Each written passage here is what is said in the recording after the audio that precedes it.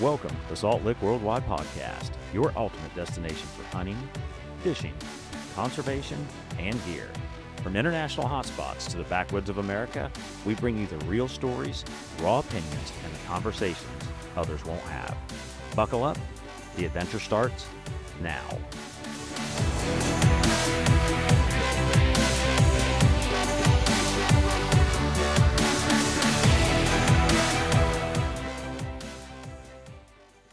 Welcome back to the Saltlick Worldwide Podcast, where we tackle the toughest topics in hunting, fishing, and conservation while trying not to get banned. Today, we're here talking about a topic so screwed up, even himself couldn't mumble his way through it. Red snapper regulations and shark depredation. Fishing in Florida these days is like trying to run a business under a high taxes, stupid regulations, and someone's always trying to take what's yours. One minute, you've got a nice snapper on the line, and the next, NOAA shows up like claiming that fish belongs to the government. Or worse, a lazy-ass shark swoops in like taking your hard-earned dinner while demanding more protection. At this rate, we'll be handing them stimulus checks and calling it shark rep before long. Very nice. See what I did there? And speaking of questionable decisions, let's talk about my guest today. We've got Oscar Maldonado, who I'm pretty sure only agreed to do the podcast so he can have an excuse to drink beer and yell about the government. Absolutely. Hey, Oscar. What up? And then we've got Captain Mike Murray, the man, the myth, the career-changing legend. If commitment issues had a mascot, it would be Mike. He started off fishing, then after getting tired of globetrotting, got a big boy job running a successful marine ventilation company, only to sell it to become a charter captain, only to later sell that to go back into marine ventilation. I fished with Mike all over the world, and if I ever go broke from offshore fishing, he's the reason why. So, folks, welcome to the podcast, and today, what is the deal? Are red snapper actually endangered, or is it just another example of big government screwing over hardworking Americans? Have we trained sharks to be professional grifters? And most importantly, how the hell do we fix this before we need a background check, a permit, and a federal tax stamp just to bait a damn hook?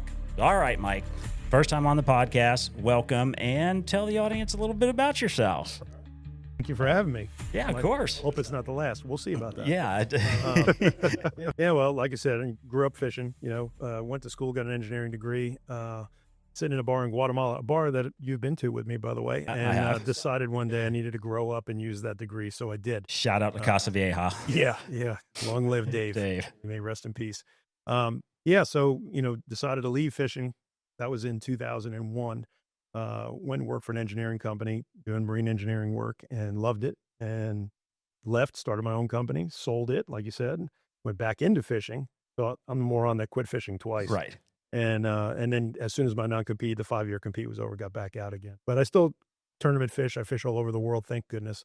Still have enough street credit to get invited to go do stuff. So yeah, that's pretty much it, Well, and you hunt as well. You're not just a fisherman, you also hunt. No, I know. I cannot play golf because you can't do all three of those. So No, that's also true. I've been golfing twice. I was just looking in the ponds at the ducks and the fish. That's all I wanted to do. So Understandable. Yeah, that's fair. That sounds like something Oscar would do. I've been kicked out of many a golf course. Ew. Tarpon fishing in 6 a.m. is frowned upon, apparently. Is yeah, it? there's one down south where I used to wear a hard hat because it was right in the driving range there, but it was great. It's frowned upon, huh? I guess so. Like FWC or just the HOA or Just a guy in a golf cart just being like, you can't do this. I'm just like, Guy wearing polyester yeah, pants. there's always a there that's gonna. I'm like, but these freshwater tarpon are smashing shiners right now, sir. What am I supposed to do? Yeah, go back and do your starter job. Don't come here and bully me. I was like, first tee time's at 7:30. I'm gonna be gone in an hour. Don't worry. Yeah. Off, Dick. All right, well, let's dive into this a little bit. So this is definitely a hot topic issue.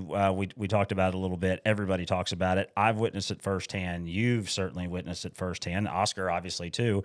It's getting kind of out of hand, and it's also, the shark thing's definitely out of hand, but the snapper thing's also bullshit, in my opinion. Complete and utter. Yeah. Yeah, complete and utter. Yeah, so, understanding red snapper regulation. So red snapper, for the most part, are regulated by NOAA. And, they are responsible for managing marine resources, including red snapper. So supposedly their decision to limit or eliminate red snapper season is based solely on scientific assessments and stock evaluations. Yep. Let me tell you a little story about that. Please do. 6 years ago or so, we were fishing on 6 Mile Reef right in front of Stewart there. 75 feet of water. So What number specifically? yeah. So it's that 60-foot number. Yeah. So anyhow, you've got the Donaldson Reef, which is about 3 miles offshore. It's a big artificial reef area. And then you've got basically no man's land between there and 6 Mile. And it goes from about 55 feet of water down to about 78 or so. And then the reef comes back up to 70. And Pat Price, who used to run Daymaker Charters, unfortunately passed away during the big, he and I were sitting there chit-chatting on the radio, which is all charter captains ever do. And there was a big boat, looked like an Alaskan crab boat inshore of us, about a mile or so. And so we finally got the guy on the radio, and we're like, hey, what are you doing? And he says, I'm doing sampling for NOAA. I said, oh, what are you sampling? He says, well, we're dropping pots for for snappers and groupers to do a stock assessment. And we were like, well, buddy, you see the 2 boats east of you, you're way out of line. I said, you're in the middle of the desert. You're not going to see anything. I said, incidentally, how long are you soaking those pots? His answer was 45 minutes. So they're throwing pots in clear, barren sand and not seeing anything and then saying, oh, there's none there. When meanwhile, as we did a lot, you could go to a place and you could bait up a 3-hook chicken rig and come up with 3 red snappers over and over and over. And that's the type of thing that, which is why we now have a 1-day season with 1 fish per person, which is a waste of time. And it's just bad science. And it's not limited to red snappers. This ties into the shark thing too, believe me. But they go with this, bad science, and the recreational and the commercial fishermen too suffer for it. The Southeast Atlantic Council, which governs both of us, the commercial and which I stride the fence there. I commercial fished as well. We're getting shafted big time with the situation with the red snapper, with the mismanagement, and just no other way to call it anything else. It's a lie. The further north you go from Stewart, where I live, the worse it gets. The kingfish guys in Canaveral are catching them trolling for kingfish. I've got a very good friend, guy travels all over the world like I do now. He used to be a boat captain, and he got into spearfishing. He lives in Savannah. So he had a bug to go get the world record red snapper on a pole spear. And it's like 25 pounds, a big one. And he was telling me what he does. He goes to the towers there and shoots a barracuda to fillets them, chunks them up, and then goes to this spot. He says it's not a wreck, it's natural bottom, 160 feet of water, and starts chumming. He said within 15 minutes, you'll have a red cloud of red snappers up to about 10 or 12 pounds. He said, but after a while, you see the big ones down below them. But the point is, 160 some feet of water, you've got red snappers gravitating up to the surface. And he said, as far as you can see in every direction is red snappers. So that's the same story all the way as far as you can go their range. They are everywhere. There's tons of them. And, the only reason that we can, the way the snappers are managed in the Gulf, I don't know if you're aware of this, but there are what they call snapper barons. So they've taken the commercial quota, and there's, I think, I don't know the exact number, but it's 3 or 4 companies own the snapper quota, snapper and grouper quota in the Gulf of Mexico. So if you want to go be a commercial snapper grouper fisherman, you have to pay them. You have to fish through them. You have to lease quota from them. You basically be a serf. And they get all the fish proceeds, obviously, and then they pay you. So say if you're getting $6 a pound, whatever, you get $2 or $3 or whatever. So it's the snapper mob is what it is. It's exactly what it is. Yeah. Yeah, it's exactly what it is. And there's a lot of rattlings that they're trying to do that on the Southeast fishery as well. And they've lumped some other fish in there, the vermilion snappers, triggerfish, things like that, things, fish of value. And, what it's done in the Gulf is it's really curtailed the ability of the mom and pop commercial fishermen from being able to survive. I grew up as a kid.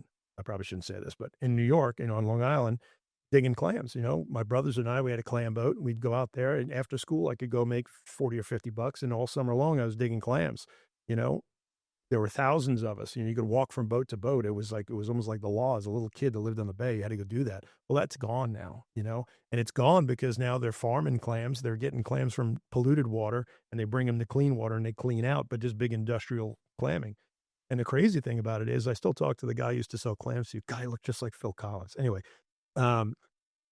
spitting image. Yeah, every time I hear Phil Collins, it makes me think of it. But anyway, he's still paying the same amount for the clams that they were when I did it in 1987, which is incredible. I was paying, I had a Cadillac Coupe de Ville back then and a 79 Caddy. Of course you did. It was enormous. It was fantastic. Anyway, but gas was like 85 cents, 89 cents a gallon. Now I can't imagine, getting paid the same amount you were 40 years ago for something that, and when your expenses have quadrupled or more, but that's kind of a conspiracy theory, but it's the only one that really makes sense. And the government, maybe not now with Doge tearing stuff up, but, the government is angling towards this deal where it's just big business. It's kind of no different from from Blackstone buying up private homes. It takes the average fisherman who's got a small commercial boat and just takes it away. I mean, as it is, a snapper grouper permit in Southeast Atlantic is over $100,000. Wow. So you can't get into it. If you've got a permit, it's an investment, Whew, my butthole just puckered up right there. Sorry. I get all fetched up when I start talking. Wow, you get red faced. Are you sure you don't want to run me before we get too far into this? Holy shit. Yeah. Well, yeah. So, man, we already went down a rabbit hole. Bring it. Welcome to the podcast, folks. Have you met my Yankee buddy Mike? Okay, so there's also. Yeah, let's dive back because I didn't realize that was happening in the Gulf with the snapper barons. That's what you call them, right? Mm-hmm. And is that's a permitted thing through some government agency where they? Yeah, so these guys own portions of the quota, and there's no quota, so there's no Oscar and I go buy a 34-foot commercial boat and we go out there and we bandit rig hydraulic or electric reel fish and try to catch. We can do that, but we have to do that like I said, as indentured servants under these guys, Wow, it's crazy. I've never understood either on the Atlantic side, because you do hear like people in Canaveral catching red snapper on topwater. They just chum them up, and you'll look it up on YouTube, and they're catching no different than a yellowtail, 15, 20 pound red snappers on topwaters. It's the wildest thing. And I've got a lot of buddies. I had bought that charter boat, my last charter boat from Ponce Inlet and, up there just north of Canaveral. I've got a lot of buddies that still fish out of there and we talk all the time. And, traditionally the mangrove snapper fishing up there was phenomenal. And I'm talking about 10-pound plus mangroves, good giant, mangroves, yeah. I mean, huge mangroves and great gag and scamp groupers and just phenomenal bottom fishing. Well, it's all red snappers now. You can't hardly catch anything else because of the quantity of red snappers there. And it's crazy. The government recently came out with a proposal to do this was insane, a moratorium on bottom fishing in Florida. This was a few years ago. And they cited the fact that so many red snappers, that the mortality of red snappers released was a little bit higher than they anticipated. Well, it begs the question, why is that? And they said, well, we've never counted this many red snappers before. So because there's so many red snappers, yes, more are getting killed. You know what I mean? It's kind of, it's kind of like the whole, TikTok snippet, taking clickbait, you can take a piece and manipulate the data and it's garbage. I mean, it's absolutely amazing. There's so many of those things and it's just a mess. It's an absolute mess. And again, we're going to get into it with the sharks.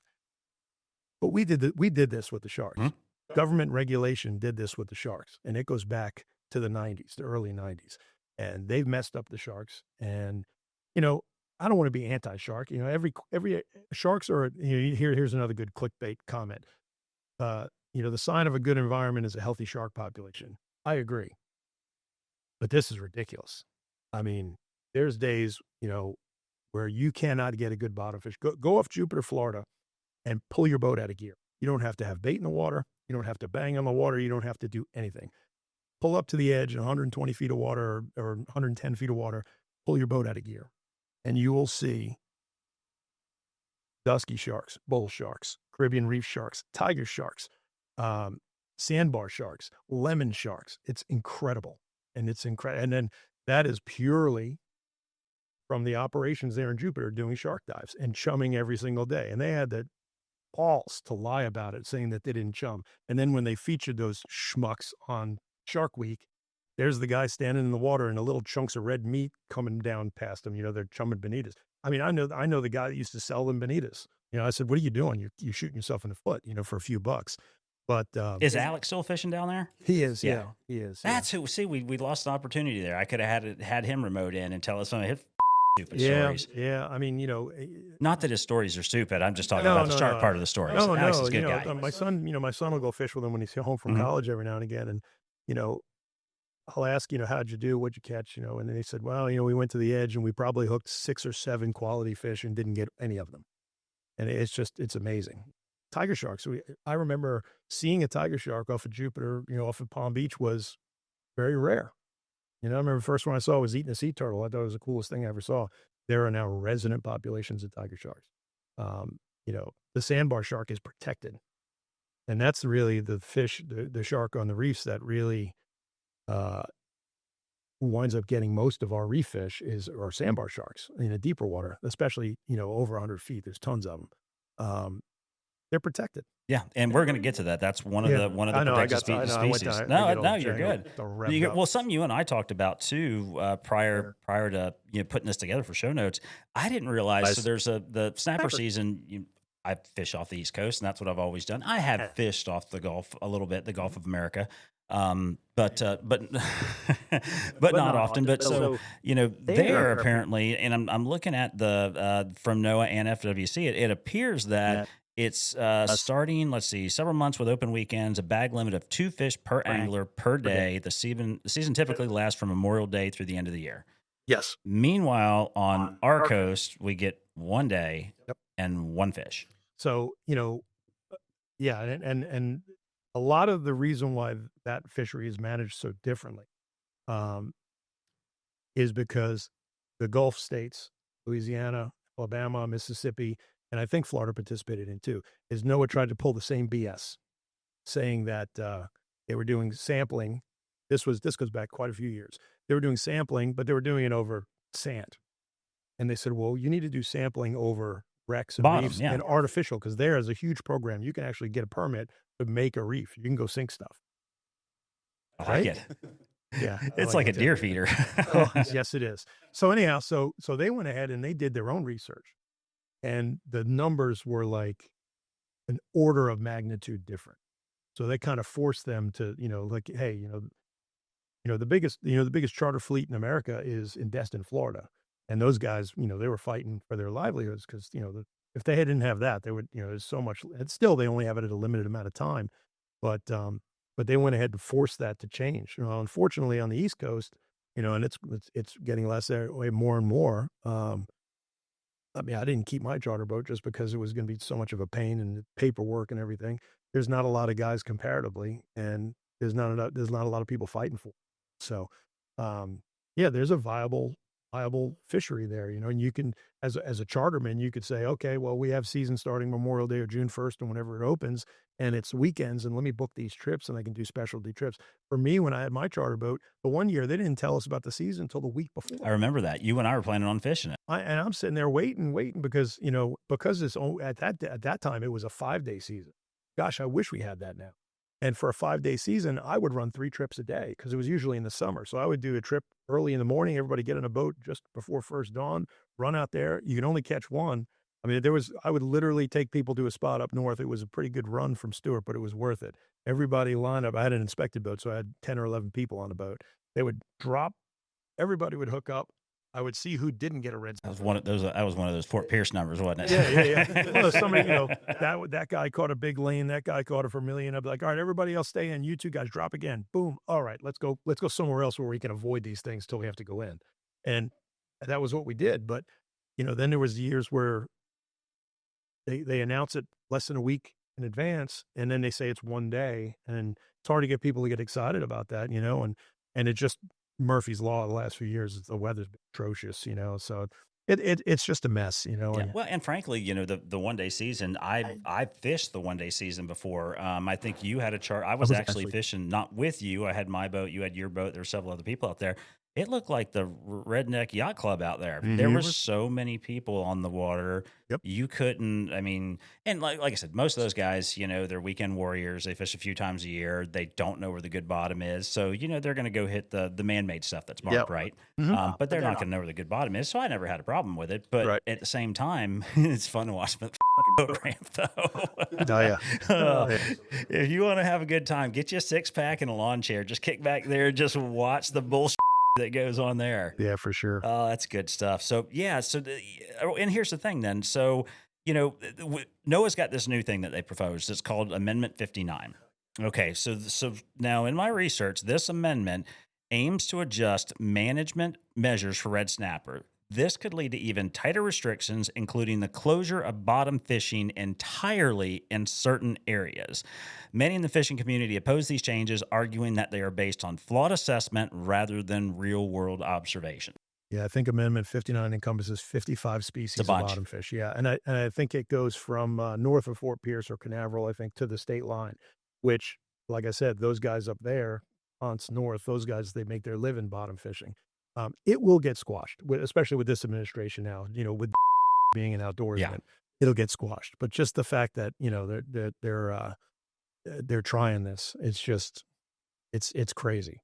It's absolutely crazy. Yeah, and then, you know, going back to it, and this is actually so, and I will cite my sources on this podcast. I normally don't, but because this is kind of several reports. I mean, you know, it's widely reported that from fishermen, both commercial and recreational fishermen, the abundance of red snapper, contradicting NOAA's data suggesting that continued overfishing is happening. I've seen it firsthand. Yahtzee, baby. I know what that is. Uh-oh. Gotta stay hydrated. That's right. Yeah, it is. It is a little warm in here. Well, and you're not a camel. You don't have a hump on your back to store it either. Exactly. So. But, yeah, so the big bitch I'm getting from during the research is that NOAA's assessments, their assessment methods they rely on limited surveys rather than real-time angler reports. And frankly, most of the data they're gathering is from the area where there's not normally fish. I've got a really good buddy that has a grouper snapper permit. I tried to get him to come here today. He had a conflict, but we were just talking the other day about, you know, he seems to get the random observer pretty much every quarter, which is, you know, they like owner's boat. It's a very nice boat, and you know, so he was up way north snowy grouper fishing deep water, and he said on the way home he swung through and went over one of the numbers where, you know, he said there's usually a bunch of snappers, and it was a big giant dome, and he said to the observer, it says, all right, you want to make a drop here? I want to show you something. So he took 2 banded rigs and dropped 8 hook rigs and brought up, I think, like 15 red snappers. And of course, they want to do measurements and everything. So the biologist is sitting there and they've got a bunch of fish flopping around in a basket. And he was like, drop them again. And they did it again. And they did it again, you know, so he's just trying to prove a point, you know, but it falls on deaf ears. You know, it's such a Leviathan. NOAA is such a giant mess that, it's so compartmentalized. Nobody really knows what's going on. Nobody really knows, you know. Yeah, it seems like every issue, you know, the whole right whale thing. Ugh, it's terrible. Well, that was, you know, and I'll digress a little bit from this story to tell you this one. I think you already know it. Had some friends from South Africa down, and so we were offshore fishing at that 160 number that we had out there, and we get pulled over by FWC. And we had didn't have a limit of anything, but several of lots of species. There was, you know, there were vermilion, there were lanes, you know, so on. Good bite that day. They both had their fishing licenses. We bought those, make sure everything was good. Boat was already Coast Guard certified, so we didn't have to worry about that. And there was an older FWC officer and a younger guy. Younger guy jumped on the boat and he's kind of looking around. He's like, "Oh man, you guys are good." And the older guy on the boat says, "No, you got to measure every one of those fish." He's like, "They're big. Like they're." Yeah. He measures every one of these fish. He finds a single lane snapper that is an 1/8 inch short. That obviously somebody, because we were in a great lane bite, so I'm just throwing them back, right? If borderline, don't worry about it, we're going to catch some more. Somebody threw one in the damn bucket. Okay, that shit happens, right? Which is why in charter boat, the mate's the guy that does that. Oh, yeah. Or the captain and not the charter client, because you don't want to fuck around with that. Oh, I've had some arguments with them over, you know, regulations. So time was said and done. He finds one fish, and Mike Sumner was with me. And he's like, "Okay, well, I'm going to write you guys a ticket, and he kind of takes our information down, and I think he gives us this little, I don't even remember. It was this little thing. Like several weeks later, we got a certified mail from NOAA. And I'm like, wait a minute. And so apparently we were in international waters, and I should have told the FWC officer to go yourself, for lack of a better term. No. They have a cooperative program. Oh, do they? Yes, they do. They're going to get your money. So, and I think they split the fine. I'm don't quote me on, well, I've said it, whatever, but I'm not sure if that's the case. But, Florida state waters on the East Coast extend 3 miles. Mhm. And when you're outside Florida state waters, well, they have no jurisdiction. Right. But I've been stopped dozens of times by these guys, 8 miles, 10, 12 miles offshore. Well, and I asked the question one day, I'm like, hey, guys. We were at 6. So we were at that out of that 6 mile. Guys, aren't you out of your jurisdiction? And I had a good relationship with those guys. I said, I'm not trying to be a wise ass, but how are you guys stopping me out here? And they told me, they said, well, we have a cooperative program with NOAA. So if we find an infraction, you will get, and you experience this, you will get a notification from NOAA. And I was like, how does it benefit you? And then he just looked at me. I was like, oh yeah, I see how that works. Yeah. So, I mean, there's, nothing like putting an impetus to try and get some, And to me, it was ridiculous. By the time it was said and done, we both had to provide a formal response, which was exactly the same. Like, look, I've had a offshore saltwater fishing license for 20 plus years. I've never had an infraction, yada, yada, yada. And the response was, okay, we understand it was a mistake. Just don't do it again. And no fine, no anything. Like, right. Okay, no, but do they have any jurisdiction to actually impose a fine? So that's the question. They sort of do. Walk me through this. Well, like I said, I have been stopped by FWC occasionally where they had feds on board. And I want to make this clear too. I threw FWC under the bus earlier. I do not dislike FWC. My neighbor's actually FWC, and I have a good relationship with a lot of guys. There was a on that boat that day, and there was a good officer on the boat. And there's a difference. That's the difference between doing your job and trying to look for something that's wrong. 100%. Just to be 100%. I agree 100%. Now, when I had the charter boat there, those 5 years, there was 3 that I dealt with all the time. There's a guy named Eric, there's a guy named Mike, there's a girl named Meg, and they were great. And you know what? We were friends, and they would come and check my boat all the time, and they would check the fish, and and I would break their chops and everything because I'm a Rod Yankee. And but we had a good time. I always had everything out for them. I had a folder with all the licenses, everything was in place, and it was great. They were decent people. Now, I did hear that there was, after I sold the boat and got out, that there was a guy that had a hard on for charter guys and did some pretty shady stuff. One boat, I won't say who it was, but one boat had they had a dolphin in a box. They didn't have a federal dolphin permit, which is a big no-no. But and his mate also had a captain's license, so he wrote 2 fines, which is not right, But that guy lasted, from what I understand, about 6 months. Enough people rattled the cage that. Well, and so that was the issue on my boat, right? So Mike Sumner, who also has his captain's license too, he wasn't the captain of that boat. That was my fucking boat. They wrote him a ticket too because he was a licensed captain. Hey, you're not supposed to do that. I mean, that's like, how can you have 2? It's one fish. What, you guys both? Are you guys wimps? You can't catch an 8-inch wing? No. We caught it on each other's chicken rig at the same time, kind of thing. It was whatever you want to do. Bring that shit to Miami Beach, pal. Right, it's just stupid. I've never, and like I said, you and I've crossed several times together. We fished the Bahamas all the time, and we've for the most part, we've had I've never had, with the exception of that, I've never had a bad experience with FWC. To include deer hunting, to include waterfowl, everything else that we do, freshwater here, never had a bad experience. There's always been super nice guys, and that particular officer, I thought he was great. It was this old grumpy guy that was fat and couldn't get his over the gunnel to get in my boat, even if he wanted to. That was the one, directing this, and it's ridiculous. These people are here fishing from South Africa. They just flew 15,000 miles to have a good time and experience our culture. They threw small fish in the box, for sake. I mean, come on, guys. Really? Here's an idea. Throw it over board and say, okay, you can't keep that fish. I get it. And that was only something that the Sharks didn't get that day. So, but so anyway, so Amendment 59, that's a big deal right now. Hopefully it's going to, it looks, everything I read does. I also agrees with you. And most people think that it's going to get squashed. So people, especially now during the administration, though, there was a time though that was, hey, this could absolutely happen. Oh, and that's where this came from. This was spawned out of that, that academia filled nonsense where people were making rules that never spent a day on the ocean in their lives. You know, and it's not, it's not just that administration, but it seems to be the, you know, well, I have a degree in, you know, underwater basket weaving, and, you know, I know what I'm doing, and da da da da da. It's garbage, you know. Well, that's the rely on the people that do it every day for a living, right? You know, we've talked about it several times about hunting regulations and different states, or, you know, we had a guest from Canada on recently and some of their regulations, and they're not listening to the people in the field. You know, the bureaucrats are making these decisions based on what some in an office in tells them to do. They've never been out there. They've not seen it themselves. They've not, you know, witnessed firsthand what's going on. I will say this.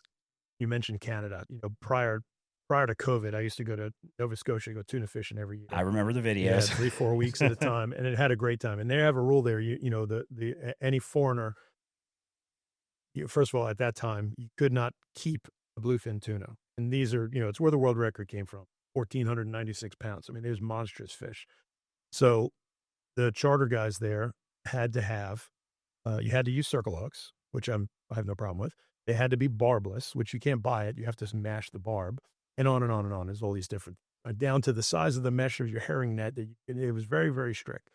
And the one day it was glassy calm, and, you know, we were never more than, we were fishing out of Prince Edward Island that year, and we were fishing anywhere from 2 to 10 miles off the beach, and in the Gulf of St. Lawrence. And the Fisheries department came out to check us, and they boarded the boat, and they started pulling up the line. So we had live mackerels on, and one of the hooks had a bit of the barb still stuck up. It was mashed, but not totally. And they went full commando. They went nuts. They said they needed to take it, and I offered, I said, "You want me to take the fish up?" No. They cut the leader about a foot above the hook. They threw the whole shooting match into their boat, live mackerel and all, and they started hooting and hollering, and then they ripped the boat apart. I mean, they went through everything in the boat, rode up all these.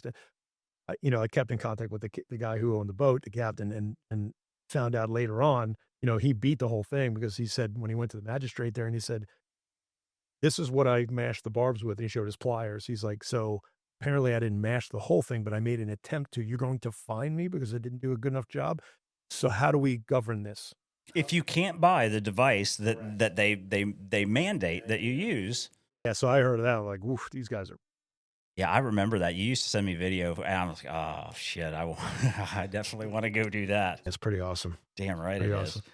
So yeah, well, let's talk about the shark thing. So, and that's a big thing. So, just to give everybody a little background, shark depredation is a huge deal in Florida, especially.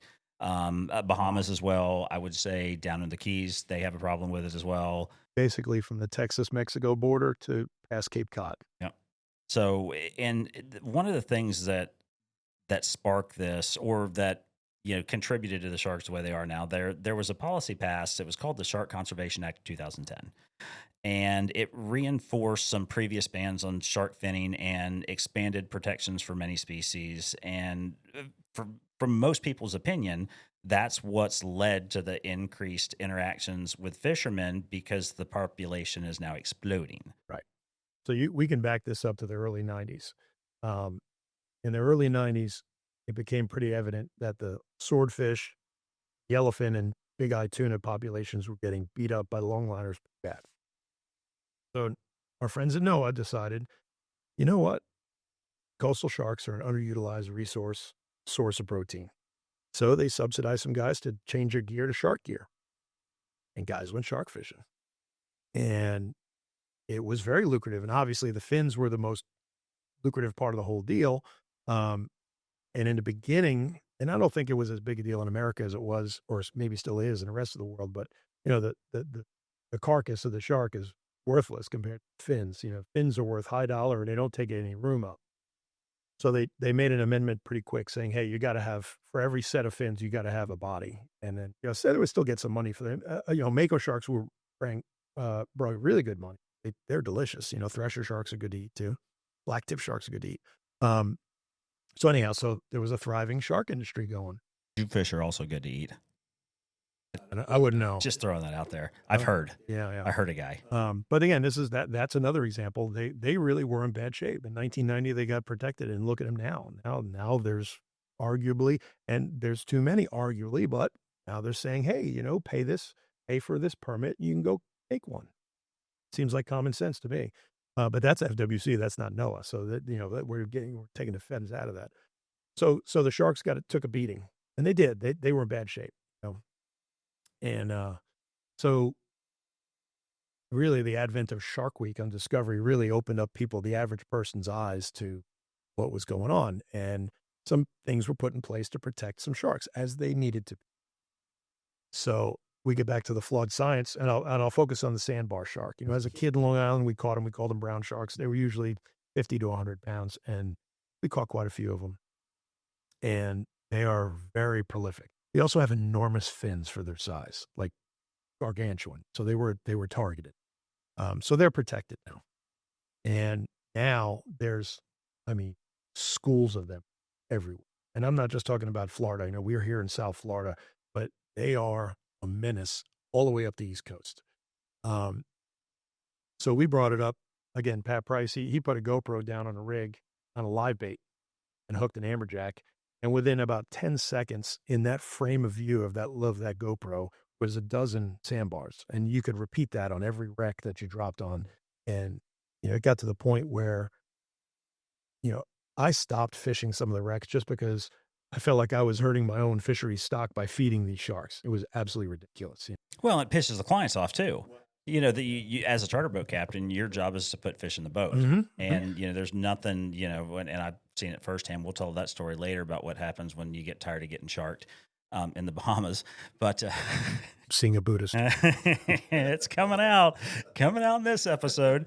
But yeah, I remember, we would go that inshore wreck and, for Goliath, and the amount of sharks there are just ridiculous.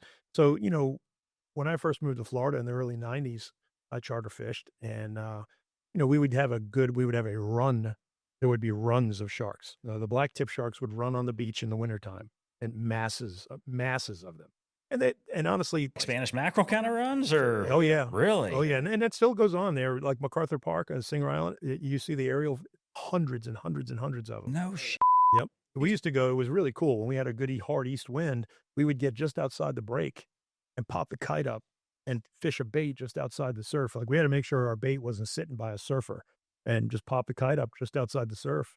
And because the spinner sharks, they jump and spin, the black tips and spinners, we would take 2 strands of number 4 wire, super light wire, put it in a drill and spin it up, and then twist that. And that was very supple. They couldn't kink it. It was like using cable, but it was smaller diameter.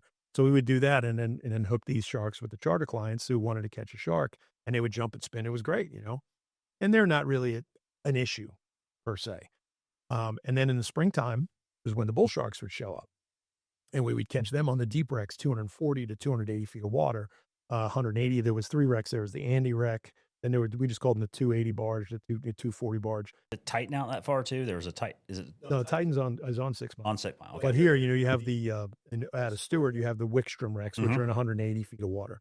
Those, that would be the type of thing where it would be, or the Rankin, which is 125. But so we had a really cool rig actually. We would take 10 feet of number 19 wire with an 18-0 circle hook, which is giant, a barrel swivel, 10 feet of 400 pound, and a 3-way swivel and a 3-pound lead because you're in the bulk of the current there. We'd take a goggle eye and put it in his mouth and out his eye socket, so he had a good firm hold on it.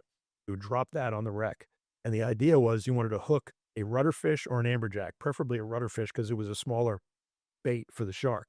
But I don't know how the hell those fish got that 18-0 circle hook in their mouth, but the rod would be in a rod holder, and it would take, you'd see it get bit, and then you would see the rod load up. And I would say to the captain, I was a mate at the time, be like, all right, we got him. And within 30 seconds, the rod would just bowl over, and you'd have a bull shark. I've fished that wreck with you before, and specifically targeted amberjack, and we never got to put the rod in the holder. It was, you could feel it, as you're dropping, right? So you're manually controlling, right, the drop, so you don't get backlashed, and then all of a sudden you just say, oh, that son of a bitch is just like, oh, lock her up, boys, and hold on. But but we would catch these sharks in the springtime, and they were big. They were 250 to 400.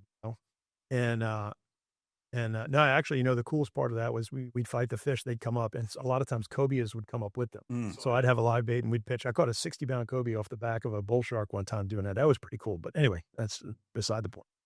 But then they'd be gone, a couple more months, they'd be gone. And the reason they'd be gone is because starting, I believe it was July 1st, the coastal longline season would open up, and there was some guys that would come in and set short gear for longline, 4 or 5 mile gear on the bottom to catch these sharks, and they were able to sell them. So fast forward now, there's bad press about, shark finning, and you see videos of a whitetail reef shark, which is endemic of like the Galapagos, laying there on the bottom, still breathing with no fins, which, is terrible. But that has nothing, nobody's doing that here. And people go out of their minds, So much like the Florida bear hunting, people were trying to do management with their heartstrings, and that never works. And, Colorado wolves, take your pick, it doesn't matter. Yeah. So, now everybody watches these shows on TV and they become an instant expert. And the minute you kill a shark, I mean, it's a fish. It's legal to kill a bull shark. It's legal to kill this one or that one. So, but marinas won't let you dock at their dock anymore with a shark. You can't kill a shark, and you can't do this, and you can't do that. And it's just, it went from them being in big trouble, which they were, to they're not in trouble anymore. There's tons of them, and sustainable management through sustainable take is not a dirty word. It's not like they're hopefully not going to waste, No, but, that's called conservation. Oh, absolutely. That's exactly. I mean, that's no different than hunting. You're managing a resource at that point in time, for the greater good and for the longevity, not only for you and I, but for our kids and our grandkids and for future generations. And I think at this point in time, you'd think we were smart enough to be able to do that. Well, we're not. Apparently. People are stupid. I'll give you an example. There's a guy named Tom Osborne, great guy, commercial fisherman, and he had one of the last permits. And it was in the news, and you'll know this story when I tell you about it, but he was setting his gear with an observer off of Jupiter, and one of those dive boats found it. Oh. And they took his gear. Yeah, They took his gear, balled it up, brought it back to the dock there in Jupiter, took photos, put it on there, and wrote all about the illegal longline gear and poaching, and they were heroes, and people were giving them accolades. Well, it's a felony to mess with a federally regulated fishery, and so they got charges against them.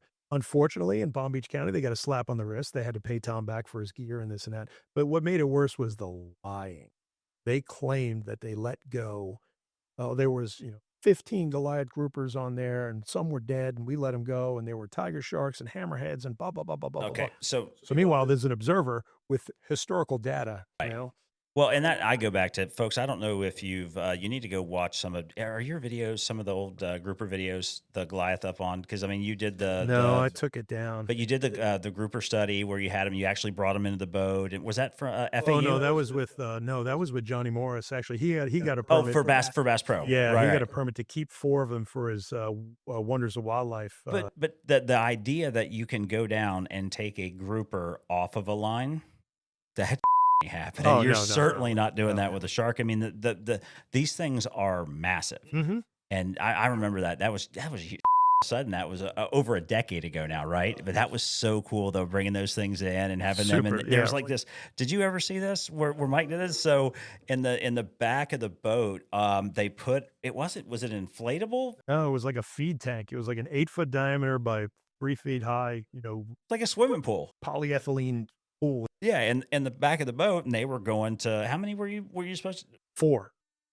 So they're going to the wreck, they're catching Goliath and transporting or putting them in the boat, and then from there they're going to Springfield or wherever they were going. They went to Springfield, Missouri via Marathon Keys because there's a company. It was called, I think, Dynasty Fish Transport. So we would get back to the dock. We would transport them into their covered trailer with a medicated tank, pressurized tank. So then we'd go back out. We catch the second one the first day. And as soon as the second one got in the tank, those fellas tore ass down to Marathon to get them in their quarantine facility. It's just like when you have an aquarium, you get a new fish, you got to quarantine it. And they would throw them in there and medicate them or whatever. And I'll never forget, the next morning, I'm at the boat at dark 30 getting ready. And here comes the trailer just getting back from Marathon. They got down, got the fish situated, come back. And it was pretty cool. It was a pretty neat experience. And the biggest one was 385. The biggest deal was trying to get him up over the gunnel. Holy moly. There were 7 of us trying to muscle that thing. Yeah, you didn't want to hurt. And it's dead weight too. Yeah. Oh, yeah. Once we had this big cradle to put him in, so it was pretty cool. It was actually a Bill Dance show. They aired it on TV. Pretty neat. Well, I know you were texting me as it was going on, taking pictures of these things. Yeah. It was, and we not. I mean, you can't harvest them. Like, what is the rule with Goliath grouper? You can hook them, but you can't take them out of the water. Correct? Only take them out of the water in an effort to like get gear off of them, which they all have. Lots of it. Yeah. But that was pretty neat. So I guess if you're Johnny Morris, you can get a permit, which apparently was only like a $20 permit or something like that. Sean Kogut cannot get that permit. I will get. I'm gonna apply. And you can now harvest them. You can kill them now, but it's very strict rules. I don't think you can do it in Martin County at all, and they have to be, I think, under 30 something inches long as those smaller fish. But it's something for another episode. Oh yeah, for another episode. Maybe a field trip. Yeah. All right. So, moving back into the shark thing, we got sidetracked there talking about the grouper fishing with Johnny Morris, and I just showed him the pictures. That was cool. Yeah, and we used to do that with Mike all the time. We, for a long time, that's how I met Mike. I started bringing employees out. So we, have a Saturday once a quarter, something like that, where I'd call Mike and he had a free weekend, so we'd bring the employees out.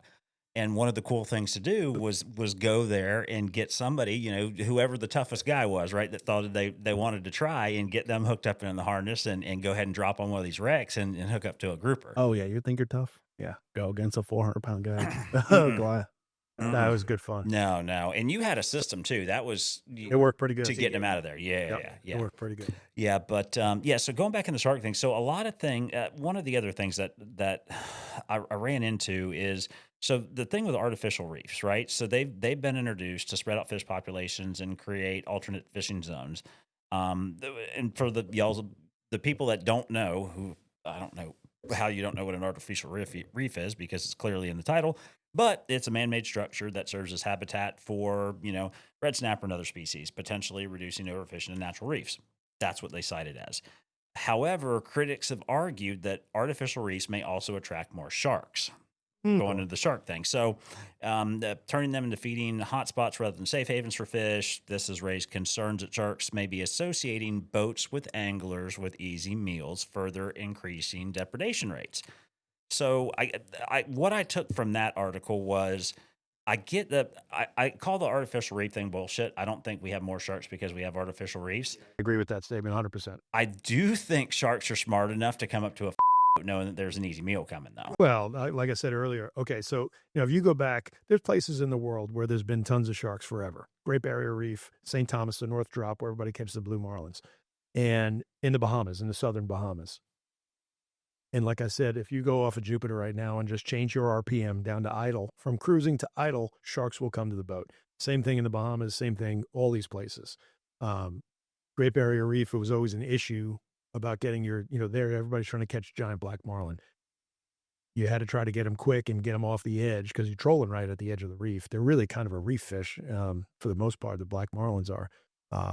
You had to get rid of them fast because the sharks would come and get them. It wasn't one, two. They'd be attacked by, they call them bronze whalers there. They look a lot like bull sharks, but they would pile on. Same thing, St. Thomas, bull sharks, duskies, I don't know, they're a whole different tigers. And that's open ocean open ocean deep water, oceanic white tips here. But same thing in the Bahamas. A lot of oceanic white tips, nasty shark.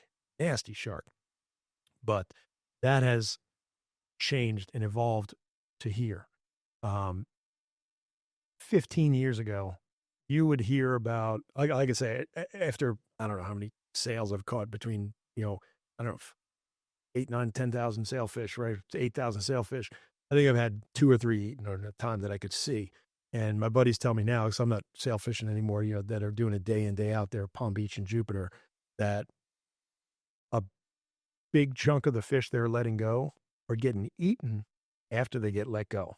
When they're just kind of a little lethargic still and trying to get them back in the... And they say, the people never see it because it happens 10 feet down.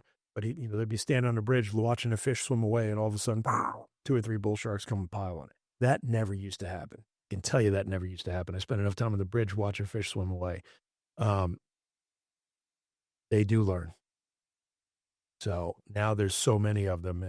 It's not the April shark run anymore. Now they're there year round. And it's nonstop. More species. Like I said, tiger sharks out the wazoo now. White sharks. I mean. Yeah, that's the other thing. There's I'm going to use the word a lot, but I mean, I had one swim up to the boat up off Jensen Beach up in shallow water, like 60 feet of water, 65 feet of water. Last month, a friend of mine was fishing out of Stewart. He was running down a color change and saw 2 white sharks 100 yards apart. But 2, like, and he said they were like, 2,000 pounders, like real ones. It's nonstop, white sharks. A couple of years ago, I went up to Cape Cod to go tuna fishing. That's a 6-meter fish, by the way. That's a big one. No, it's not that big. It's not that big. 2,000 pounds? Yeah, no. So that's what is it? That's 6 meters is 18 feet. Yeah, no, it's less than that. That's 2,000 pound fish, but 12 feet, 13. So 4 meters. Yeah, 3 or 4. Little fish. Little guy. Okay. An adolescent. Yeah, I went up to Cape Cod a few years ago to go fishing, and one of the guys I used to work for, he's from New Jersey, excellent fisherman. He was up there, and I called him, what's going on? He's like, got 2 white sharks today. So I immediately started calling him a Jersey sharker because I'm rodding and having a good time. So then I get up there, and we start fishing, and I catch a white shark. That's the only one I've ever caught on rod and reel. Actually, it's pretty cool, to be honest with you. But it was a young fish, like 500-600 pounds, So, of course, I became the New York sharker and blah, blah, blah. Right. The whole thing started. It's still going on, by the way. But, I mean, we also caught porbeagle sharks on that trip. A porbeagle shark, for those that don't know, it looks like a cross between a Mako and a white shark. The guys in Maine used to call them Fakos. They look like a fat Mako shark. And they're also very good to eat. But they used to be like a rarity. You'd only occasionally see them. It's like a northern shark. Yeah, very much so, yeah. I'm using the porbeagle as an example. It's not just off of Florida. This is Cape Cod to Maine. There's guys saying that they can't tuna fish. They can't chum anymore because immediately they get inundated with sharks up there, blue sharks and porbeagles, Makos. But one guy said he caught 20-something porbeagles in a day, and there was like 5 or 6 guys that said that. I was like, wow, that's kind of incredible. I was always kind of queer for those things because they were so rare, But we caught a handful of those that trip too, I will definitely overlay a graphic right here because I have no clue what you're talking about. What, the porbeagle? Yeah. The real way to tell a porbeagle is the base of his dorsal fin on the back has a white patch on it. Because otherwise you'd be like, oh my God, it's a little white shark. It looks like it looks like a fat Mako. But cool fish, nonetheless. Long Island, where I grew up, never heard of a sand tiger. Never heard of a black tip shark there. Never. We had, like I said, Sandbar Sharks. We had blue sharks, Makos, threshers. But now with this new thing with the Menhaden up there, massive Menhaden schools all over the place. 2 people on Fire Island years ago got bit by sand tiger sharks. That's ridiculous. They were never there. And they're there now. People catch them constantly. Black tip sharks are in the surf eating the Menhaden. I mean, it's not necessarily a bad thing. Again, it goes back to that sharks are a litmus for a good environment. The bait's back. These sharks are back. Ocean City, Maryland. I go up there in the summertime, fish a bunch of tournaments. Ocean City tuna tournaments in July. We usually fish anywhere from the Willington Canyon, which is off of Cape May, down to the Norfolk Canyon, which is off Virginia Beach. Historically, I lived there. I used to live there. I charter fished there. I fished hundreds of days. Very rarely had a shark eat a tuna. Oregon Inlet in about the past decade have had big problems. A lot of times the guys have to go catch 2 limits of yellowfins to catch a limit of yellowfins because they're getting eaten by the sharks before they can get them to the boat. And that's expanded. So first year was we went down to Norfolk Canyon. I'll never forget this day. We caught 13 yellowfins in a big eye. We put in the box. We had the one big eye we caught was a single bite. We got piled on by big eyes, which are bigger. Tunas are bigger, generally are bigger. We got piled on, and then Ronnie Fields was right next to us. He got piled on, and we lost every one of them. One pulled off, and all the others got eaten. And he had 2 or 3 eaten. He actually caught a couple of them and won the tournament. Damn it. And how deep are you fishing? 100 fathoms, 600 feet. And, my buddies in Oregon Inlet that are charter fishing, I'm like, what is it you're seeing? What's eating them? He's like, take your pick. He said, it is a cornucopia of large sharks, every type of shark, hammerheads, tigers, black tips, bulls, duskies. We actually caught a dusky that day. A dusky shark looks just like a bull shark. It does not have a ridge between its fins. That's how you tell the difference. They're protected, and they're huge. They get huge. They get close to 1,000 pounds, but there's just masses of these, and that never was the case. You know, that really opened my eyes when I saw that. That was, shoot, that's going back probably 4 or 5 years. I saw that and I was like, good Lord, that, you know, we got a problem. Again, it all started with the government getting involved, you know, telling people to go catch them. Everybody went and caught them, wiping them out. Now they're trying to protect them. It's a noble gesture, but it's, again, government inefficiency and government hubris and not listening to the guys that do it every day. And now we've got an imbalance and we've got a problem. Well, it's no, you know, this is our first, you know, fishing episode, we'll call it, podcast that we've done. But, you know, it's no different than managing big game species, whether you're in the U.S., you're in Canada, you're in Africa, you know, all around the world. You know, predators are necessary to maintain a proper balance in an ecosystem. So you have to have some. Now, if you talk to a Colorado rancher right now, he's going to tell you something totally different. And, you know, that's when, you know, good intentions, I think, Right. you know, there's repercussions. But again, it goes back to doing, fisheries or, you know, resources, outdoor resources based on pulling on people's heartstrings, not on science. Right. The wolves, you know, with the Colorado thing, were coming back on their own. But yeah, Joe Rogan actually had a biologist on, a wolf biologist. I listened to it. She was fantastic. And one of the things she dispelled, you know, there's the myth out there that these wolves that were introduced are a different hybrid species that were up north and they're, you know, 5x large or whatever. She dispelled all that. That's not true. Genetically, they're the exact same wolf that existed there, and they would normally migrate and move around, and they were coming back on their own before they reintroduced them. You know, and of course that she loves wolves and that's her thing, but you know, you talk to the farmers there and the depredation they're seeing now, and you know, when there's no season, this is kind of what happens, and it's hard. And it was immediate. Yeah, when they let those wolves go, it happened to me. I also saw somebody was talking. I can't remember what state it was, Minnesota, maybe it was Wisconsin, where they opened up a season. People were up in arms. They wanted to kill 900 wolves. Yeah, and people were like, oh my God, it's a massacre and this and that. Well, I think they killed 80, and they were like, these things are so smart that once you kill a couple, they adjust, and you know, so it's out of control. Well, it's kind of like you may mention earlier the bear season here in Florida, right? Where you know, we had a supposed number of bears in the state of Florida. I'll throw up the date on the screen because I can't remember exactly, but there was X number amount of bear that they wanted to take. They opened the season on, I think, on a Saturday, and we're going to have it run for 2 consecutive weeks. And I think the first Sunday they had to close it because there was they had already surpassed the number that they wanted to take, which just goes to show you there's more bear than they thought there were. It's not that they're better hunters. But that's the logical answer is, oh my goodness, there's so many bears. We got our quota in 2 days or whatever it was. But people are like, oh my God, they massacred. They were killing cubs, they were killing mothers that were suckling cubs. Well, first of all, that was a lie. But I mean, it's nonsense. People lose their minds when they get all, you know, touchy-feely about it. That's the, you know, we call them, right? You know, there's so we call them. They, you know, and I had, I don't know if you saw the post that I went back and forth for almost a week on the Outdoor Trader app, where I had a couple of them found the post. Oh, that was entertaining. Was yeah. Those guys. The comments are the best. Yeah. I'm just here for the comments, folks. Just get to sit here and watch. But those guys are there. There's no science to back up anything they say. It's 100% passion and emotion based. So they're easy to.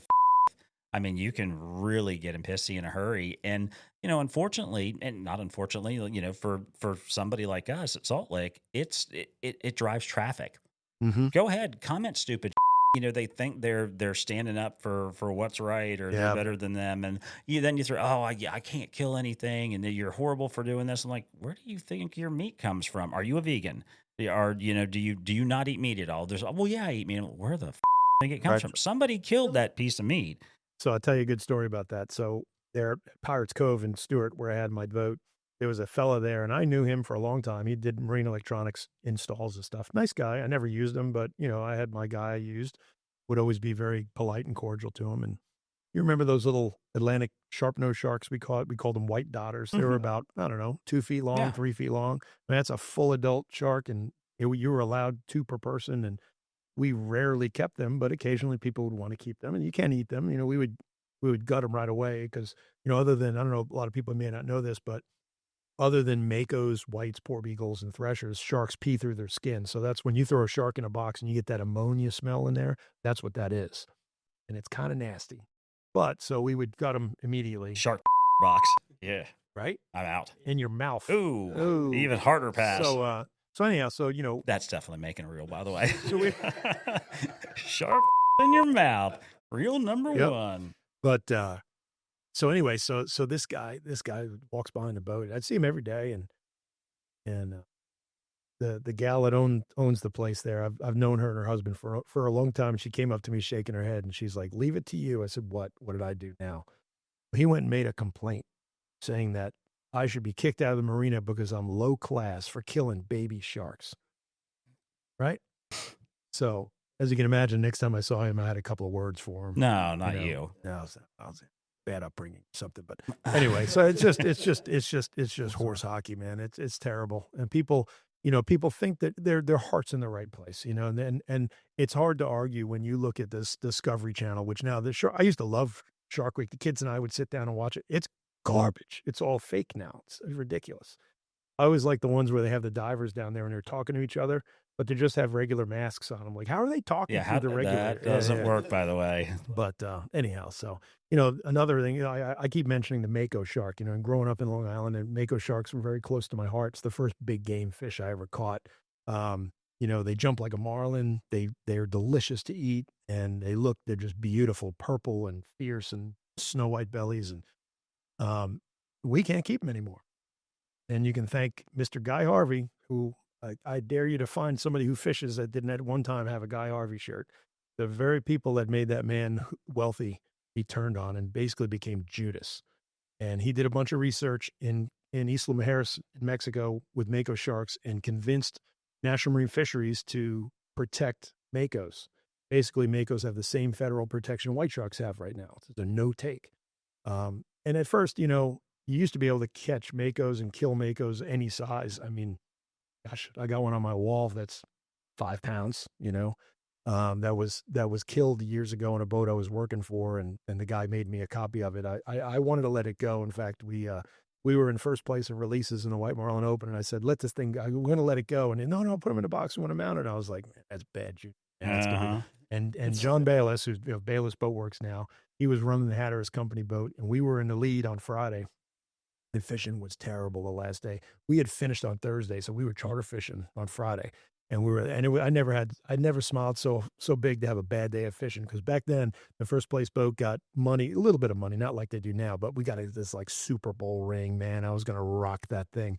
And old Bayless, he was 2 fish behind us, so he had to catch 3. At about 2:00 in the afternoon, he calls in a fish, and I was like, too little, too late, buddy.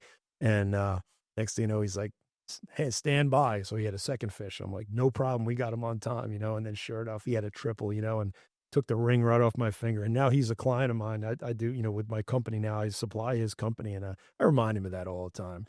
She's dirty bad. But anyhow, so the Makos, I mean, phenomenal eating fish, great game fish worldwide. And now, so we were told we're going to close it for 2 years. And everybody got behind that. We said, no problem. That's fine. And to be honest with you, when I was a kid catching a Mako, I remember like it was yesterday. I'll show you the picture of me on the phone. I was, 12 years old, caught my first Mako shark. It's on my wall now, that old mount. It was a defining moment for me. It kind of shaped me. And to me, it's just an iconic fish, and it is worldwide, whether you're in New Zealand or wherever you are, deep in my heart, I knew that there was something rotten. When the ruling came out, it didn't say 2 years. It said until further notice. And, not to be cynical, but hey, you fish long enough, you become cynical, but I doubt we'll ever get that back. Because there used to be Mako tournaments like on TV. Oh, 100%. And stuff. And they would fish out of California, and they would fish out of like New Jersey and stuff like that. But they were like, I remember growing up watching Mako tournaments. Absolutely. So now, I'll give you another example. A good friend of mine lives in Long Island, keeps his boat in Montauk, and he just loves bluefin tuna fishing. And they were blessed this summer with phenomenal tuna fishing, very close to the inlet there. And he caught, fish up 900. He was letting most of them go. Again, they're not worth, don't believe that crap on TV. They're not worth $2 a pound. And he doesn't need the money like that. So he was just had his family, he and his family would go out there, would catch them and let them go. He said the last day he fished, and they were using live bluefish for a lot of those, and a 4 or 5 pound bait. He said the last day he fished in the fall, he went through 6 Mako sharks up to like 400 pounds before he finally got a tuna bite. There's plenty of those things, and I was lucky enough to fish in the Azores in the Eastern Atlantic in September, and they are rank over there. I mean, right teaser, Mako, get it out of the way, and you pull it out of the way. Same thing in the White Marlin Open in Ocean City this summer. We had a Mako try to eat the dredge. That was almost an expensive bite. Poor thing, he did try to eat it. He didn't even get a bait off it. I kind of felt bad for him. But anyway, the point is, you're seeing them all the time. There's more Makos now than when I was a kid in the 80s, and now they're protected. And I'm all about conservation, but again, it's bad science. Guy Harvey came to a tournament and was touting about how proud he was for that, and people booed him off the stage in the Bahamas. The economic impact from Virginia Beach to Cape Cod, those guys lost a month and a half of business now because nobody wants to go shark fishing and just let them all go. Blue sharks aren't good to eat, and the only really thing you can keep that would be able to be eaten would be a thresher shark, and you can't count on those. The Mako was the big draw. So, it's had economic impact on the blue collar charter fishermen and longliners now that still catch them. They just got to cut them loose dead. I mean, that's not good to anybody. And that's endemic of not only sport fishing, but also hunting too. You've got those same kind of policies and regulations that are being made, and who's it hurting at the end of the day? That's right.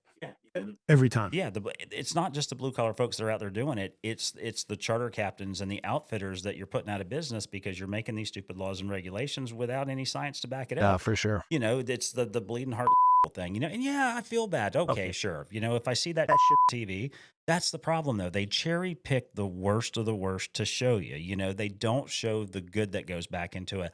Think about all the money that goes back into, the offshore projects, making reefs, building fisheries and habitat based on the money that you're spending and your clients are spending, right? They don't talk about that. Nope. They only talk about the bad. Well, it works both ways, right? That's an open door that it swings both ways. If you talk about one, you got to talk about the other. There's always a good with a bad. But, that's my problem. And there is some things I used to bitch about, let the science speak for itself, right?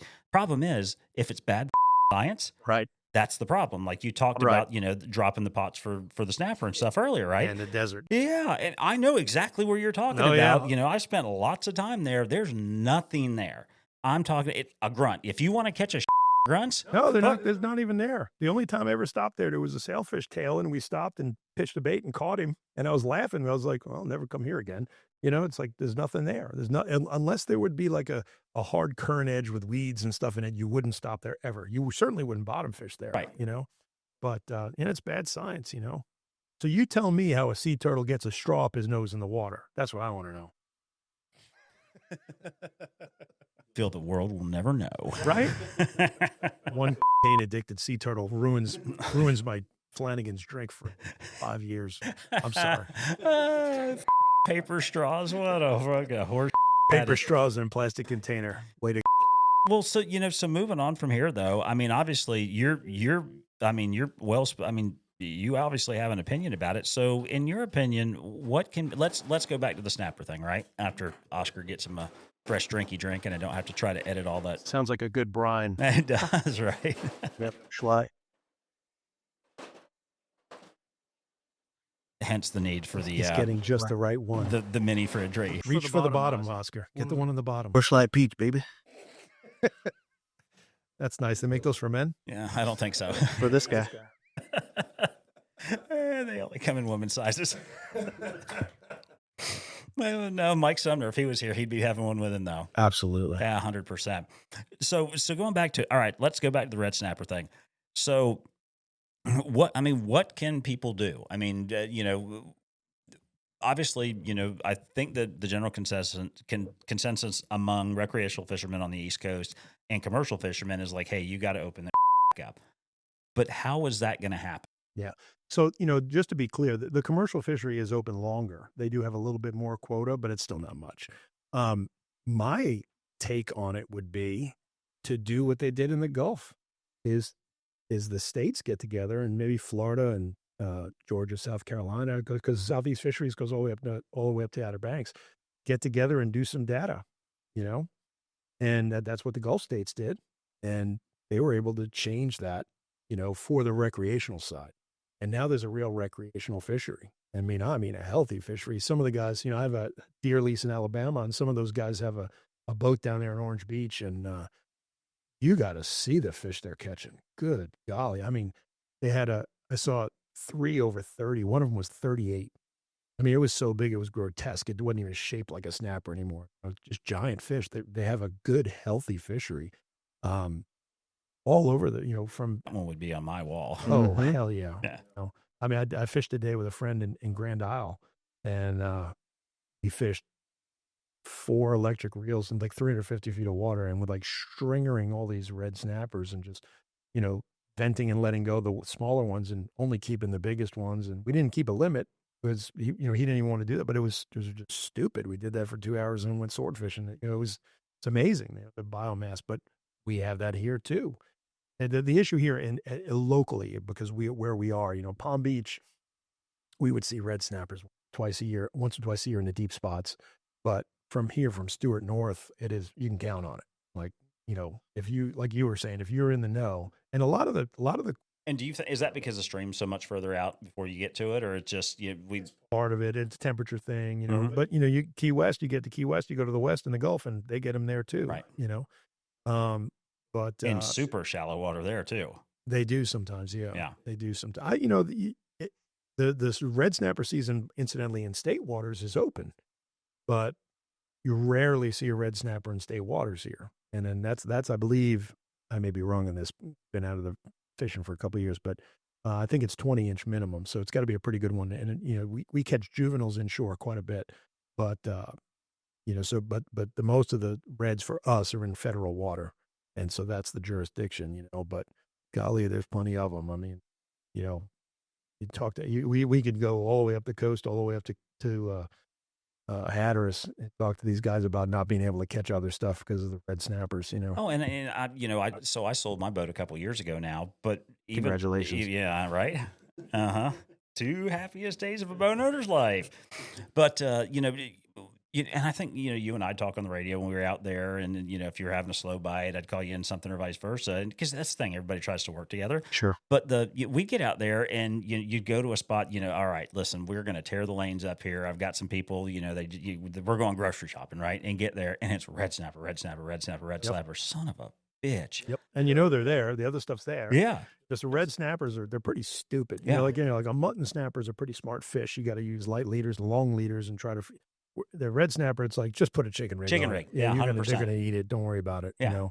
They're not too bright. And your lanes, your vermilions, your that. Yeah, you're going grocery shopping, but all you're bringing in, like I said, was chicken rig, and it was so bad in spots.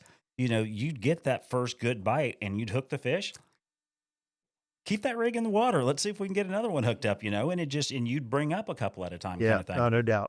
And it's just so I think something's definitely got to be done. So folks, write your congressman or your senator and see if you can get them involved. But then, then going on to the shark thing. So, I was going to tell a short story about that I witnessed firsthand. We, years ago, Oscar, I don't know if I ever told you the story or not.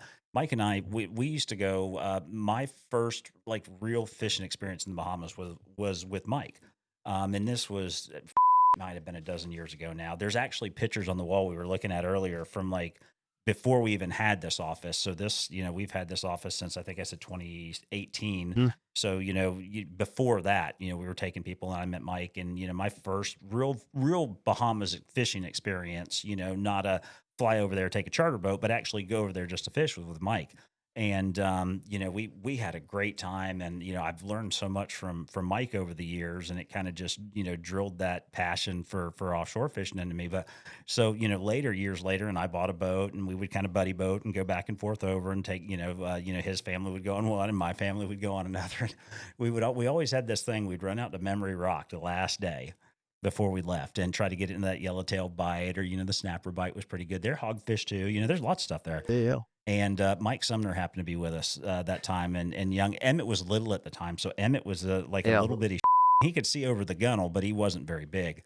And we got into a great bite. You anchor up, you chum out, and got a good bite. And then Mike, and this was like the third different time he moved, and we're within 400 or 500 yards of each other, right? Yeah. Jump around a little bit, and he finally had enough. He got sharked one last time, and I look over, and he was taking his rod and just smashing the shit out of it on the gunnel. And I looked over at Sumner, and he's grabbing the radio. I'm like, "Don't you do it, Sumner? Don't." He's like, "I gots to." I'm like, "Don't do it." He's like, "I gots to." And he's like, "Hey, Cap, having a little shark problem over there?" And Mike's just wearing this rod and reel out. So I got to tell you a little backstory on that. But we set up there and we started chumming and throwing some silver sides. And my biggest advice with yellowtailing is don't be in a rush. You have to build life, get your chum going, and you'll start seeing little barjacks and stuff, and start chunking and stuff, and silver sides, and get everything going. And right away we had these big yellowtails coming up. It's like, oh man, look at that! I mean, not exactly a yellow brick road, but handfuls of fish, and they were giant. Flags. The biggest one we kept that day, my mate Alex caught it. It was 26 inches long. It was the biggest one he ever caught. Like, he had never been to the Bahamas. I'm like, come on, we're going to go take the family. He came, and he was just over the moon with it. And there was a couple back there, and I just dismissed them as yellowjacks because they were so big. But as they got closer, they were giant yellowtail. I mean, we're talking 6, 7, 8 pounders, giants. And finally got one of those jokers to eat, and you know what happened. So incidentally, this ties into our little talk today. Where we were is right close to what they call Tiger Beach, where they feed the freaking tiger sharks. And the whole deal with that place is you got to move around, because once the sharks find you, you're done. So we would catch a few, move. Well, some of these tigers, their heads were as wide as this table. They had to be granders, and sure enough, we hooked one of these giant things, and Well, and somebody told us so we would go to Grand, and somebody at Grand, we were sitting down for dinner one night, and I was talking to him about the shark thing, like, oh yeah, well we don't chum, we just go out there and we drop the cages and let the people. Poor, I've seen that boat firsthand, and they've got a chum line slick. Did you hear what happened last week in Bimini? At the Big Game Club in Bimini, which is the main marina where everybody goes there. There were 2 girls. I don't know whether they were teenagers or 20-something, young girls on a yacht out at the end of the dock, and they went and they hung their feet over the swim platform of the yacht.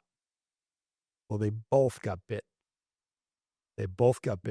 Now, as of like the last 10 years, somebody has put a shark cage at the marina, and you could pay to go. And so you damn sure, the marinas in the Bahamas are all real bad with sharks, and every fish cleaning, including Grand, every fish cleaning station is just, tons and tons of. Well, when we go to Double Breasted, right? We pull the boat up on Double Breasted, and you got all the stingrays, and they clean the fish while you're sitting there having a beer in the water. You got the stingrays, which is probably stupid, but then all the sharks would start coming in too. And I've got a lot, and I'll overlay some of the shark footage too that I've got, because I would dive with the sharks then, and take a GoPro around and film it. When you first get there's nothing, and as soon as they start cleaning fish, within a few minutes, the sharks come in, and they are thick. You talk about that learned behavior too, double-breasted, strangers, all that stuff. Back when I was fishing for a living, we would go there to spearfish because it's far enough away. There'd be bigger hogfish, it'd be up shallower, and you never had a problem. So we would never spearfish on a fallen tide, because when you shot a fish, that would take the scent of that fish out off to the edge, and eventually they would come. So we'd always spearfish on the incoming or at the top of the incoming. Now, the minute you get in that water, they're there. And I'm not talking about just a shark having to pass by. I'm talking back arched, pecks down, that aggressive, like, hey, you're competing with me, get out. And I know some people that have been almost bitten. One guy actually got bitten by these sharks without a fish. And I've had to beat them off with a GoPro before, with the long handles. So I would get, I'd start, we'd kind of beach the boat and then the swim platform off the backside.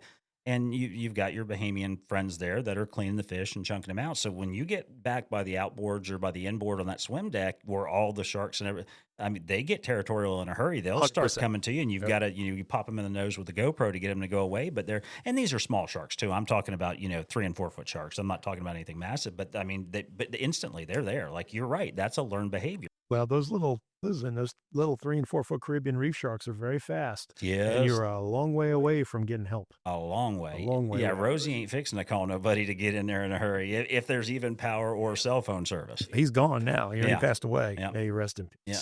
Well, is the daughter running the place now?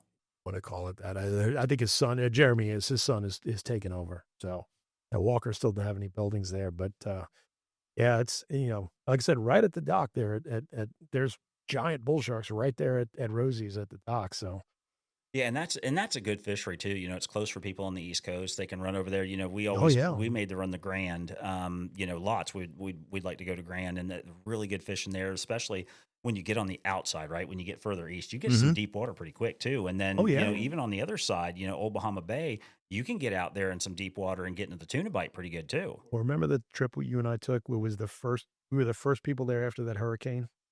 Oh my gosh. So we go over there and we get there and we clear in at West End. We get our conch salad and everything. And we get back out and I said, come on, we're going to fish for a little while. And I mean, wahoos and tunas and mahis. And I'm like, good Lord. And we were staying at Blue Marlin Cove and I called them and they were pissed. They were like, where are you at? We want to go home. And I was like, guys, we got to go in and go get our rooms, man. We were sleeping on the boat. And we were catching. So Mike was in the tower, right? And Alex was on deck with me. But it was just, cast left, cast right. It was my, and then, just instantly everything was blowing up. And we caught, hell, it was a ton of fish. We were like, there's Old Bahama Bay to the left. There's Blue Marlin Cove to the right, 3 miles away. It was like we were right out front. I was like, oh my. In shallow water too. We were. The shore felt like. It was 1,000 yards probably, but it wasn't any further than that kind of thing. Yeah. And we got into that bite, and it didn't matter what, everything was in. That was fun. Good times. And then Teddy was there. Teddy's a pleasure. Teddy was there. Yeah. He said not to mention him today. That's why I want to mention Teddy. Shout out to my business partner, Teddy. Oh, Rubskin. I miss that guy. Yep. We're going to be seeing him shortly, though, on the Guatemala trip. Yep. Oscar, that's something you should go do with us. That is a trip you would really, really enjoy. Got a lot of things happening this year. It doesn't take much, dude. Don't make an excuse. There's no rewind. That is true. Getting married and all that. Teddy caught it. He's got a beautiful mahi, big dolphin mounted over his desk that I did for him after last. Sasete. Yeah. Really nice fish. That he got all over too. That's what I was gonna say. Great bite. You got the video of that thing airing out and everything. Teddy caught it, and we were all taking pictures. It's a big fish when the mates want to take a picture with the fish, right? So everybody was passing it back and forth, taking pictures, and then Teddy's like, "Oh, let me have it one more time." So he's sitting on a gunnel on a transom, and he's holding this big dolphin, and this thing shit more than any fish I've ever seen. Like I've seen humpback whales shit, and they might not have been shitting as much as this fish, and he had no idea. And so we're all staring at him, and we must have had horrific looks on our faces. He says, am I doing something wrong? And I'm just with my camera going, nope. You look great, pal. The shadow. It's the sun. You got to turn the other way a little bit. It was on the deck. It was on, and his shorts made like a little bowl. Oh, it was so awful. So awful. It was so bad that when I brought the mount into his office, he looked at me and said, you push a button and that thing's going to the wall. I said, no, but now that you say that, I wish I'd have thought of that. And that's, Oscar, from a hunting perspective, you've seen it now in South Africa when you, like with your kudu, right? And everybody comes out, every tracker, every scanner, everybody wants to take a picture of it. That's the kind of dolphin that he caught that day. Yeah. It was just one of those things. How big was that kudu? 55 inches? No, it was 51. But that's an Eastern Cape one. Yeah. Mine was 42. It was almost on video, but somebody didn't turn the camera on. Oof, bad cameraman. I was 70 yards behind him, still crawling on my belly with like 2 cameras and a bunch of shit. No, it's true. Listen, first day. I've got the interview on camera. Does that count? I was in front of you, and look at me. Do I look like I'm in shape? You didn't have 2 cameras? Dude, the funniest thing was Simon. Simon looks at me and goes, can you climb this fence? And I was like, Raggedy Ann got caught. I want to kill that damn kudu.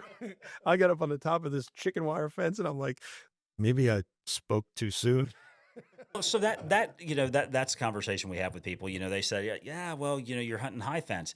So we were hunting low fence area. That was in the farm. It was a farm. This was a low fence farm. But what they did is they had a big pivot, and it was high fence to keep all the animals off the pivot. Well, we watched these kudu come out of the mountains. Dude. They would go right next to the fence, not even run and start. The male kudu would back up like this and go straight over a 3-meter high fence. Clear it.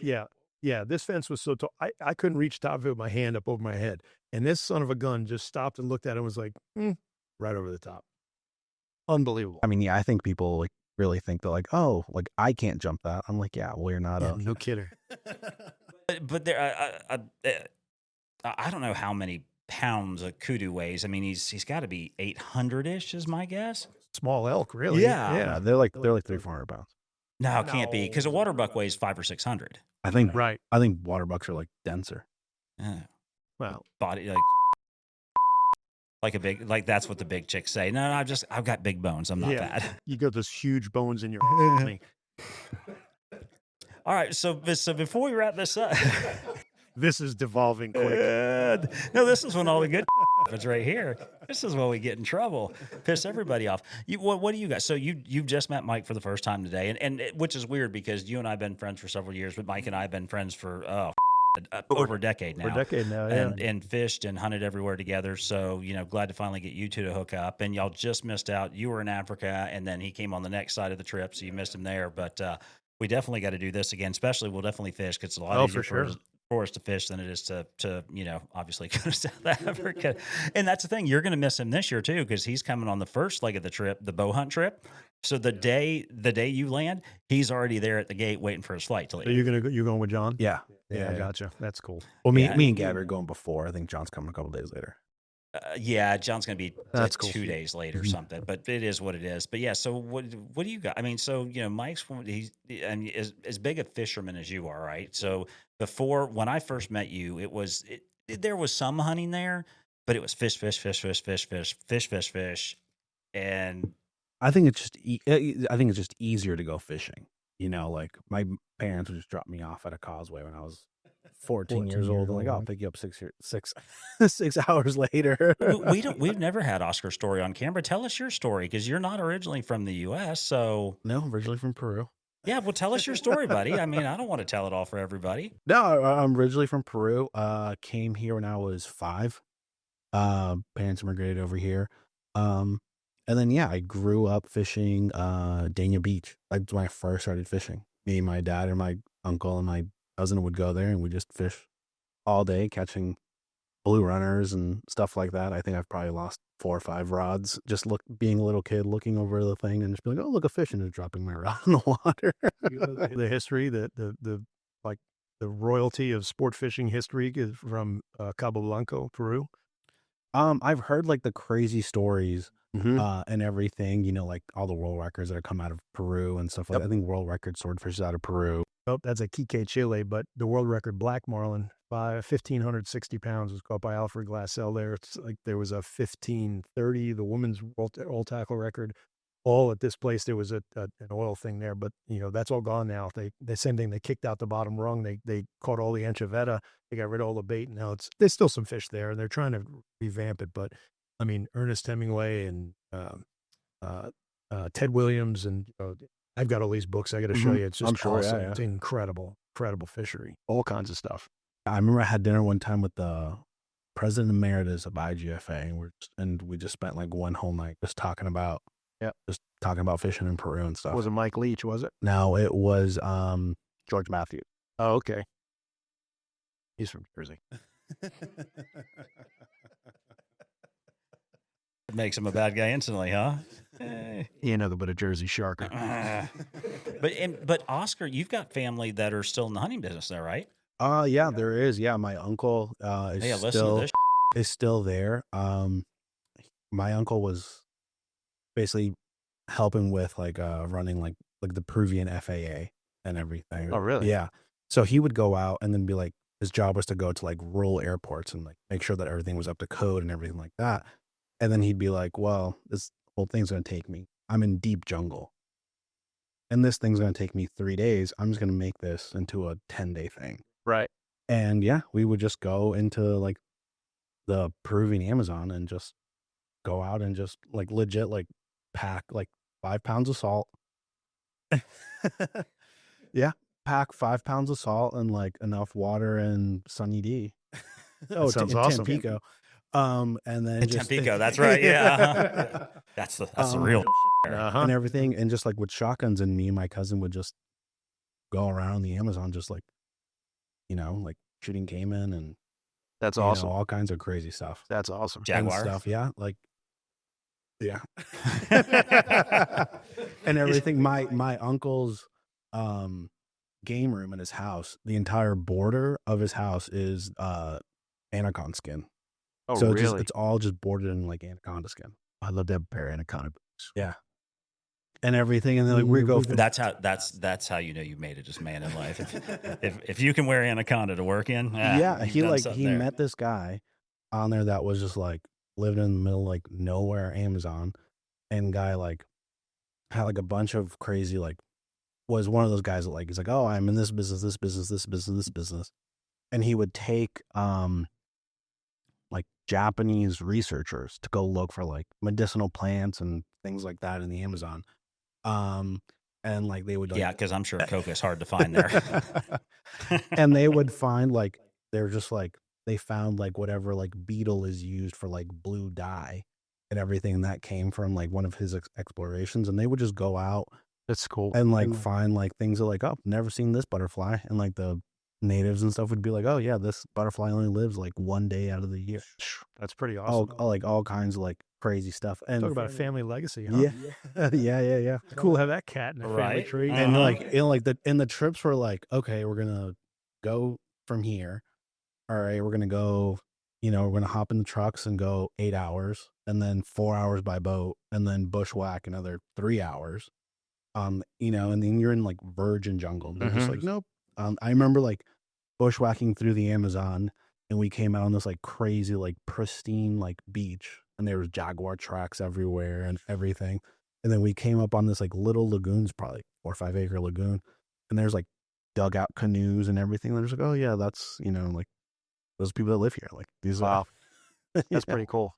Yeah, all kinds of crazy stuff. Sumner tells us a story about when they used to fish Brazil when it was more attainable, and I think the Amazon Queen I think was the boat they used to go on. They used to pull little bass trackers behind it and chase all those peacocks and everything. But I've always wanted to do that. But I mean, where did your so I understand where you started fishing, but you've got like this passion for fishing. So it's weird. So we go to South Africa for the first time, right? And he meets the lodge manager, Chad, and he and Chad instantly connect, and it has nothing to do with it's about fishing. So the entirety of his first, what was like 12 days in South Africa or whatever, that's all they did is talk about fishing the whole time he's in South Africa. You need to go tiger fishing, man. I want to. And, I'm going next year. Yeah. Oh yeah. He was like telling me his like crazy stories of like fishing the beach in South Africa and everything. He took the president of like Rapala fishing and all kinds of crazy stuff. You know who fishes a lot is remember the PM at Hunter's Hill, Nippy? Yeah, Nippy. Nippy goes and hunts Mozambique, I think. Fishes on the beach, and they've got some cool fish. I mean, they got one that it's basically like a big giant sea trout. They call it a cob, or they call it a Jew fish. But well, we met a bunch of guys. I got it on camera. I haven't been through the footage yet. So we stayed when we were at KwaZulu-Natal this year when we were hunting in the sand forest for the Sunni and Red Diker. We met a bunch of guys that were there on holiday, not hunters but big sport fishermen. And where we were apparently is like a fishing mecca. So we're as far to the the northeast as you can go without crossing the border. And these guys are talking about, oh my God, and showing me pictures. He's like, this is like a morning fishing for us kind of thing. And it's just the fishing out there. And what the that thing? I've never seen one of those before. And what is that? He's like, yeah, we catch them all the time. It's nothing. It's easy. They're garbage fish. We don't even worry with those anymore. Oh yeah, no, he was telling me all the names of these fish and like whatever, and I'm just like I've never even heard of this fish.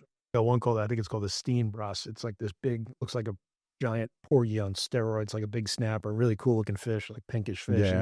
But it has some cool stuff. Well, and I was sitting there, so I had Hannes with me, obviously, and Quibus, and we start talking about fish, and I look over at them, and these two guys, I don't know if they've even seen water before much, and unless it's time to go to the East London to pick up somebody at the airport, and they get to see the ocean, but they don't know about it. But it was fun. It's just those stories and those memories we make along the way, and we've got, and I harp on it, we've got a bond. It's hunters and fishermen. It's really easy for us to bond with other people. We're very like-minded, and it's easy for us to talk. And that's a great thing about kind of being in this industry is while there are some out there, the majority of the people are good folks, and they're there and they're doing it for the right reasons. And I think we get labeled too much as hunters and fishermen as just the trophy hunter thing or the trophy fisherman thing, where we're just out trying to kill something, we leave it there. That's never what happens, and people don't understand that. Yeah.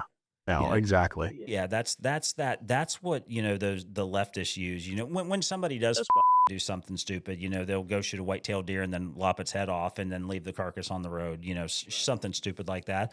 Well, that, we can do great for 30 years as an industry and as a community, and it only takes one asshole, one mistake to for everybody. That goes back to the whole bridge builder thing, right? Yeah, 100%. Yeah, you can build 1,000 bridges in your life, and Yeah. never you suck one loud. Always be known as a. I mean, yeah, we hate those guys too. Guys like I know guys that shoot hogs and just take the back straps and that's it. I'm just like, why? It's a terrible waste. Yeah. Well, I mean, if you get an old nasty boar hog or something, I get that. I mean, there's not much you can't eat the thing. Yeah, but I'm always like someone could use it. You know what I mean? Like someone can use it and everything like that. Like Elisa in Alabama, there's a bunch of guys on the dirt road, and they've always said, "Bring me whatever." Well, So- and you've seen what happens in South Africa. You Oh, you yeah. harvest an animal, and the gut pile from a kudu is that big. Everything else, there's some bones in there can't use. The rest of it, everything gets used. But I went off to hunting again instead of fishing. But yeah, so wrapping things up. I mean, I think this is a definitely a good conversation, and we definitely got to do it again. Oh, for sure. Yeah. Yeah, for sure. All right, folks, that about wraps it up. We've covered red snapper. We've trashed on NOAA and Guy Harvey. We've talked about sharks acting like entitled freeloaders, and somehow Mike managed to make it through an entire episode without breaking something expensive. So I'd like to call that a win, needless to say. And if you've enjoyed today's episode, go ahead and hit that like button, subscribe, and share it with your buddies, unless your buddies are regulators, in which case they can go. A big thank you to my co-host today, Oscar Maldonado, who's probably already, you're well over halfway through that six-pack by now, I think.